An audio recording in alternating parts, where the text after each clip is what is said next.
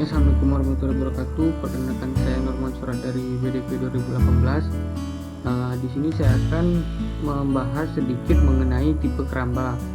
Pada kesempatan kali ini kita akan membahas mengenai keramba jaring apung dan keramba jaring tancap. Baik, yang pertama, keramba jaring apung merupakan rangkaian kerangka terapung untuk menempatkan jaring wadah budidaya. Sedangkan keramba jaring tancap merupakan keramba jaring yang mempunyai rangkaian kayu yang ditancapkan ke dasar perairan guna mengikatkan jaringan sebagai wadah budidaya.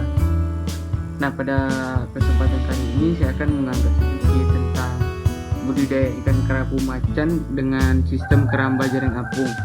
Nah, data ini saya ambil dari WWF Indonesia 2015, Dinas Kelautan dan Perikanan Kabupaten Berau, Balai Benih Ikan Pantai, BBIP, Taliasan Universitas Hasanuddin Makassar. Nah, di sini untuk keramba jaring apung dan tancap, ini bisa dilihat dari PowerPoint yang sudah saya susun. Di sana sudah lengkap mengenai informasi dari materi yang saya sampaikan.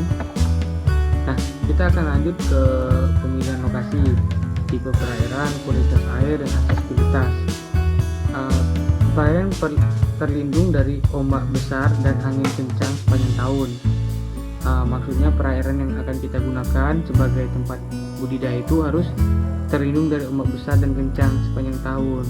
Gunanya untuk menjaga agar wadah budidaya kita tidak rusak karena faktor cuaca. Misalnya karena ombak besar atau cuaca angin kencang, itu bisa membuat keramba kita jadi rusak, yang membuat ikannya bisa lepas. Yang selanjutnya, lokasi mempunyai topografi yang landai dengan dasar berpasir. Lokasi dengan dasar perairan berupa tutupan karang hidup yang masih baik atau padang lamu sebaiknya dihindari untuk budidaya. Nah, di sini maksudnya itu untuk menjaga kelestarian ekosistem laut, seperti karang hidup itu kan tempat budidaya, jadi kemungkinan kita akan sering akses untuk ke sana. Tujuannya untuk menjaga kelestarian terumbu karang dan ekosistem yang ada di sana. Jadi untuk teman-teman, alangkah baiknya jika ingin berbudidaya itu harus memperhatikan lingkungannya terlebih dahulu agar tidak merusak ekosistem alam. Nah, untuk kualitas air, ini suhunya yang direkomendasikan itu 27 sampai 30 derajat Celcius. Salinitasnya 27 sampai 34 ppb. pH-nya 7 sampai 8,5, DO-nya lebih dari 5, nitritnya kurang dari 0,05 ppm, nitratnya 0,0008 ppm, total amoniaknya kurang dari 0,3 ppm, fosfatnya kurang dari 0,015 ppm, total bahan organiknya kurang dari 50 ppm, alkalinitasnya itu lebih dari 100 ppm.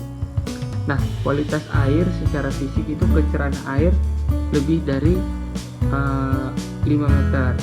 Sirkulasi airnya lancar dengan kecepatan arus berkisar 0,1 sampai 0,3 meter per detik dan arus yang tidak memutar, bebas dari pencemaran terutama pencemaran minyak dan logam, air raksa dan tembaga. Nah, di sini tujuannya untuk menjaga biotanya itu tersendiri, karena kan media yang kita gunakan di sini merupakan air, jadi kita harus betul-betul perhatikan untuk kelangsungan kegiatan budidaya kita. Yang selanjutnya ada perbedaan pasang naik dan pasang surut sebaiknya 1-2 meter. Nah, di sini teman-teman juga harus memperhatikan, karena jika kita salah dalam perhitungan bisa jadi nanti waktu air pasang, keramba kita meluap dan ikan kita keluar, atau sebaliknya jika kita salah dalam perhitungan ketika air surut, keramba kita akan tergantung, otomatis ikan kita mati karena tidak ada air. Nah, kedalaman air minimal itu 7 meter.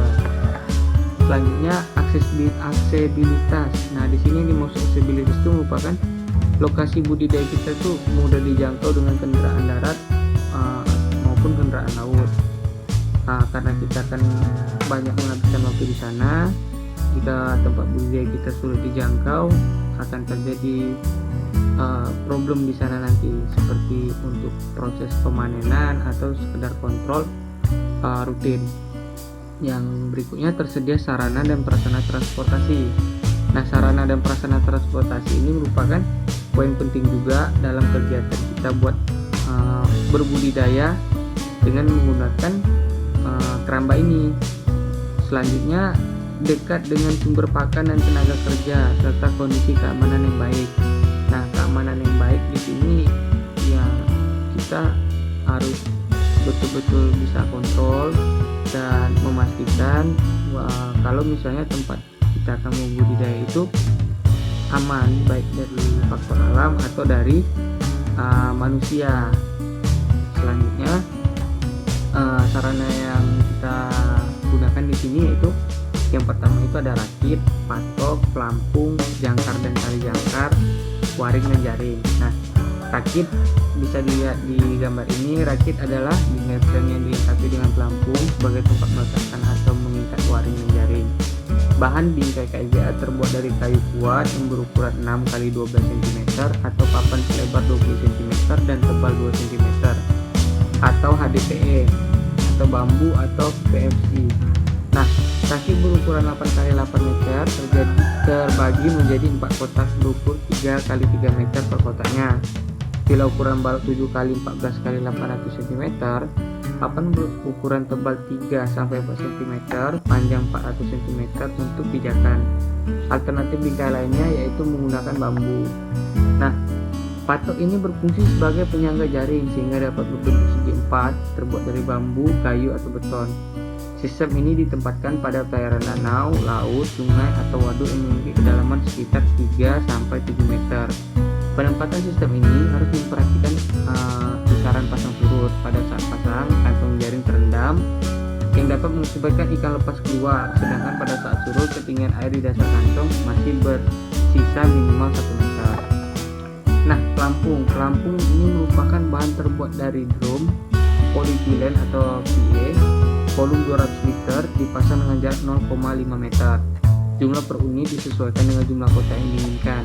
Jika bingkai terbuat dari HDPE, maka pelampung tidak perlu digunakan karena bahan HDPE sudah pasti mengapung. Selanjutnya ada jangkar dan tali jangkar. Bahannya ini ada yang dari blok beton, jangkar besi atau patok. Ukuran dengan berat 40-75 kg yang dikatkan pada tiap sudut rakit menggunakan tali jangkar yang terbuat dari PE berdiameter 2-4 cm. Diperlukan 4 buah jangkar besi dalam satu buah rakit agar bisa seimbang. Selanjutnya tali jangkar yang digunakan adalah 3 kali kedalaman perairan sekitar 18-20 meter. Keramba agar tidak hanyut. Nah, waring adalah bahan yang digunakan untuk membuat kantong pembudidaya ikan pada fase awal atau pelederan. Waring yang dipergunakan terbuat dari bahan PE berwarna hitam dan ukuran mata waring 4 mm. Bentuk kantong waring 4 persegi atau kubus dengan ukuran 1 x 1 x 1,5 meter atau 1 x 3 x 1,5 meter. Selanjutnya ada jaring. Jaring merupakan bahan untuk membuat kantong pembudidaya ikan yang memiliki mata jaring lebih besar dari waring. Jenis jaring yang digunakan terbuat dari bahan PE. Jaring untuk pembesaran berbentuk kantong berukuran 3 x 3 x 4 meter dengan ukuran mata jaring 1,25 sampai 1,5 inci. Ukuran benang jaring yang digunakan untuk pembesaran adalah D19. Kedalaman di dalam keramba adalah 4 meter dengan pemberat pipa paralon berbentuk persegi 4 yang sudah diberi campuran semen di dalamnya sebagai pemberat. Nah, saya rasa hanya itu yang dapat saya sampaikan. Dari pembahasan ini dapat saya simpulkan sebenarnya keramba ini, keramba jaring apung dan keramba jaring tancap ini hampir sama. Hanya berbeda, keramba jaring apung ini dia mengapung, sedangkan keramba jaring tancap itu dia ditancapkan. Saya rasa hanya itu yang dapat saya sampaikan. Lebih dan kurang mohon maaf. Assalamualaikum warahmatullahi wabarakatuh.